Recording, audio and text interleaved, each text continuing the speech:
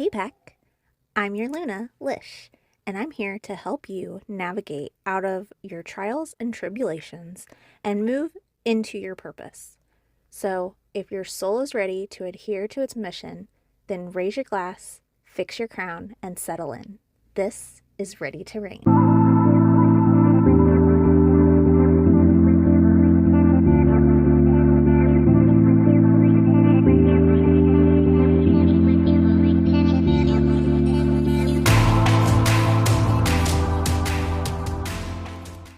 Marimba! Welcome to episode number 3. Today is going to be a fun one. I want to show you that a woman can be both quote-unquote light and dark, gentle and fierce, soft and strong. It's a balance, and it doesn't make you bad or evil, or an awful person, wife, mother.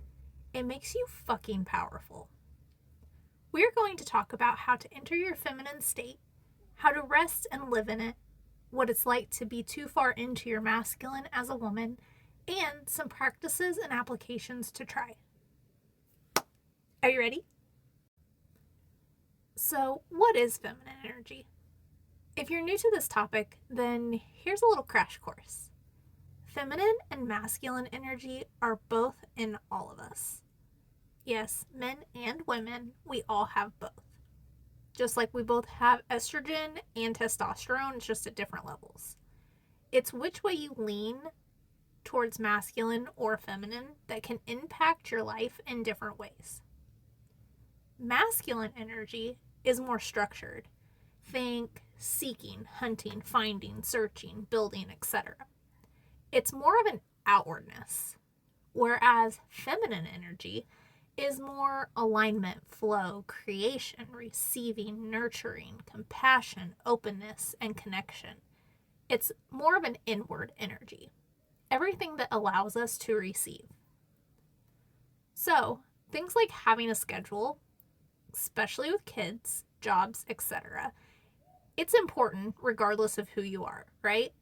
But for us women, if you lean too far into your masculine and become rigid and following a schedule to a T, then you will become unaligned, flustered, irritated, because the feminine changes like the moon cycles. Men can do the same thing, day in and day out, and develop discipline, but women will experience burnout. We need more or less at different times, not more discipline. You'll know you lean too far in your masculine if you experience things like you start having difficulties in relationships. You'll feel like you are constantly doing instead of just being, or the ability to rest will be very difficult. You'll subconsciously suppress emotions and avoid vulnerability. You'll develop tunnel vision. You might feel a lack of clarity. You might feel the impulses of excessive control and perfectionism. You might feel stuck or stagnant. There will be guilt with slowing down, so you might overwork yourself. There could be chronic stress and tension, which can start to cause health issues with no apparent cause. You might seek external validation. You might have difficulty asking for help or receiving support. You could struggle with trying to be in control and over-planning. You might constantly feel like you need to do more. Or you might feel in a constant competition with yourself or others. You might feel like you have a lack of authenticity or presence. Or you could even suffer from exhaustion, overwhelm, and stress. As women, we are not wired for traits to deal with these aspects, so we tend to struggle. But if we stop chasing and start attracting, our lives seem to become completely different. If you are a woman leaning into your femininity, then you'll find that creativity just comes to you with little or no effort. You'll have and feel more graceful, more passionate.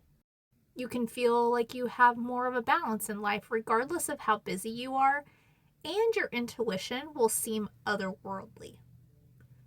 You don't need to push harder, work more, do more to be more productive or have an quote-unquote easier life. You need to flow differently. It's about ease, intuition, and alignment.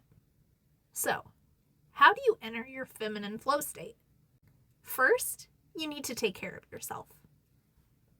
A girl I watch on YouTube, Alexi Gigi, said in a video I watched recently that if you take the 5 love languages and apply each of them to yourself each day, you will be in a self-love energy, your divine feminine. And I thought that was absolutely brilliant. It was a really good way to help give a practical and tuned in way for any and every woman to work with their own alignment. If for some reason you don't know what the 5 love languages are, we're going to go over them and I'll give you a couple examples. We have affirmations, physical touch, receiving gifts, acts of service, and quality time. For affirmation daily practices, you can try correcting your inner thoughts in real time, speaking positivity towards yourself, or voice praises to yourself while looking in a mirror. Physical touch could look like taking your time putting lotion on after a shower or before bed, playing with or brushing your hair, yoga, or even just turning your face wash time into more of a meditation ritual. I feel like receiving gifts can be the easiest or the hardest one for most people because not everyone wants or can just buy themselves even a coffee each day. And you don't have to spend money to give yourself a gift. Maybe your gift is just allowing yourself to watch a movie with a glass of wine while you take a bath. Honestly, this one is really a gift for me because I never just sit and watch a movie or take a bath without kids constantly barging in and out of the lavatory like 14 times. Maybe it's making that higher calorie coffee at home and going on a morning walk to listen to your favorite podcast. Get creative. One thing I plan on gifting myself soon is a cleaner to come to the house twice a month because I'm getting so busy now that I need to find ways to make my life easier, and this seems like the best gift I could get myself.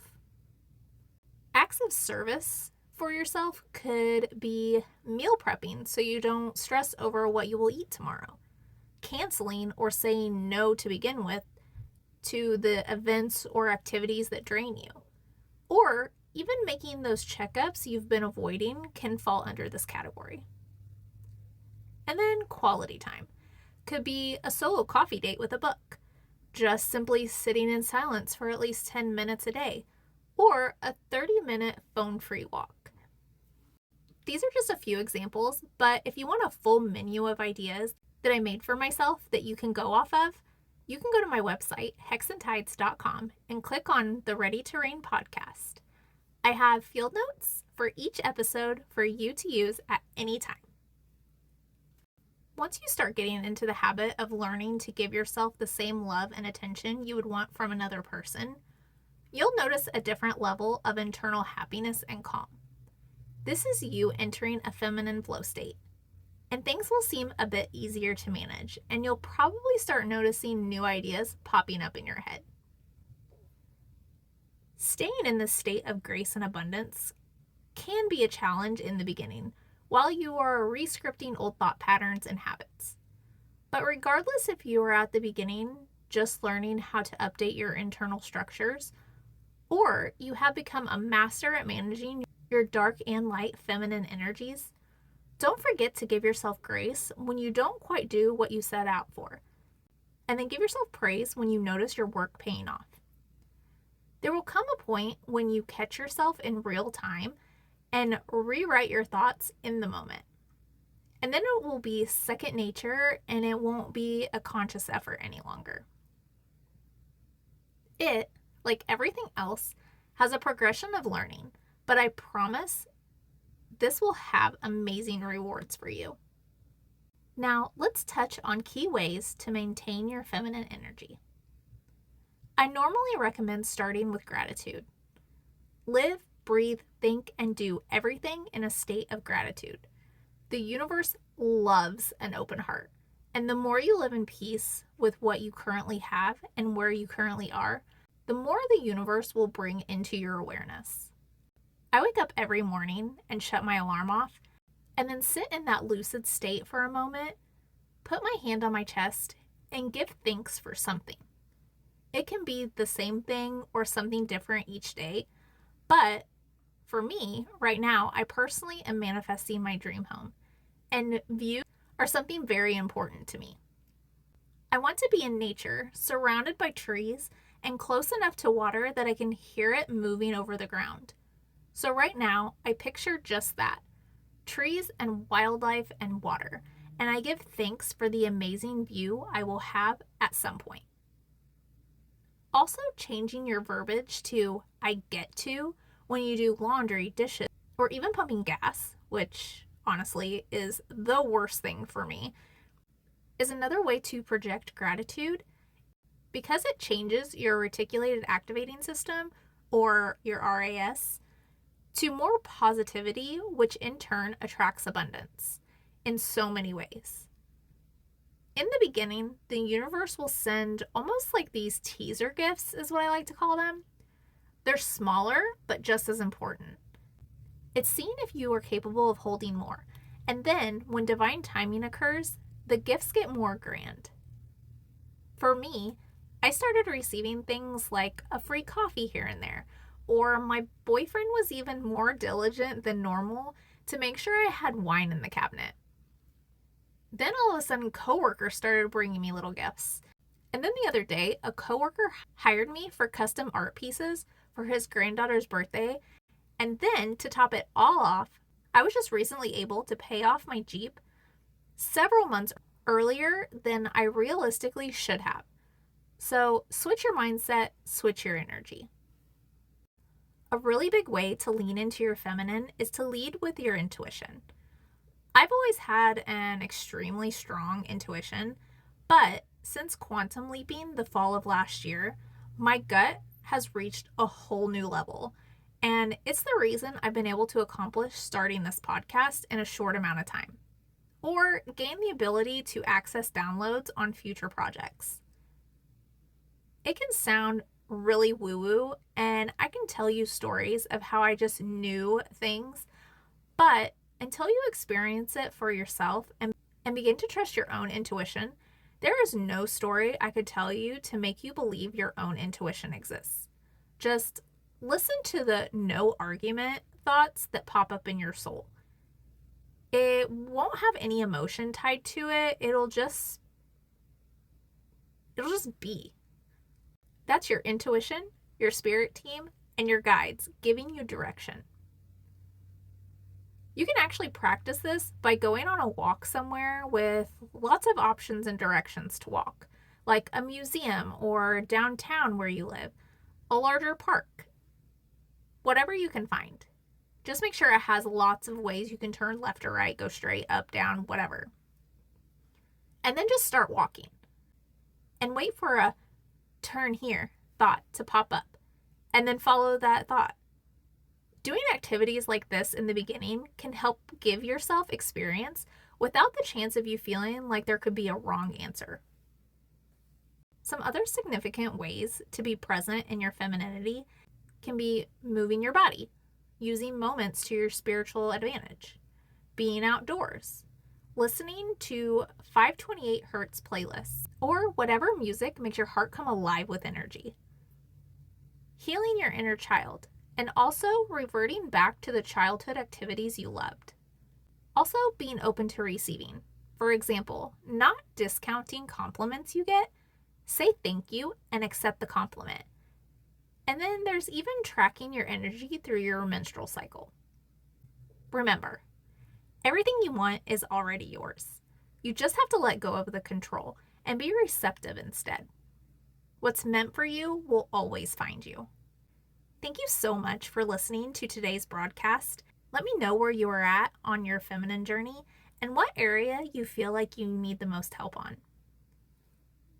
And then last but not least, don't forget that I have extended material on my website, and I'll see you next Tuesday morning. Bye. Cruising down the highway, windows down low. Sunset paints the sky in a fiery glow. Mountains rise up, touching clouds above. valleys below, filled with whispers of love. On this road, every scene's a delight. From sunrise to starlight, day to night, nature's canvas unfolding so grand. In this journey, we're living unplanned. City streets pulse with energy so bright, neon signs flashing in the depths of night. Skyscrapers stand tall, reaching for the sky as we pass by, with dreams flying high. No maps, no plans, just an open road. Wherever it leads, we'll happily go. Each sight, each sound, a memory to keep. In this adventure, dreams run deep. On this road, every scene's a delight. From sunrise to starlight, day to night, nature's canvas unfolding so grand. In this journey, we're living unplanned.